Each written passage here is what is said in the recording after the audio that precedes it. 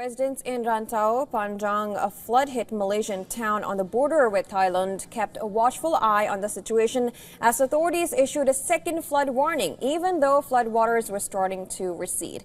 Peninsular Malaysia, particularly its northeastern coast and southern Thailand, have been battered by torrential rains, which fueled floods that killed dozens of people and damaged homes, transport links, and thousands of acres of rice crops.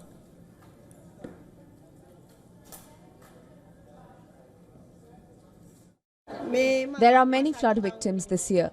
Even at the corners of the stairs, there were people sitting. It was really crowded. There weren't enough tents because there were so many people. I've lived here for 25 years and this is the first time I've witnessed flooding this severe. The floodwaters started inundating the area during the night. 6 people have died in Malaysia and more than 150,000 were evacuated during the height of the floods.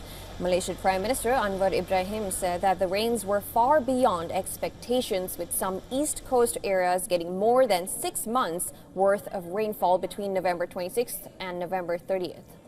Now, some residents have begun returning to submerged homes during the day to clean up as floodwaters recede. Yet they still stay at the evacuation center as authorities remain on guard for a second wave of floods this week. Malaysia's meteorological department said that it expects thunderstorms, heavy rain and strong winds in 9 states and 2 federal territories.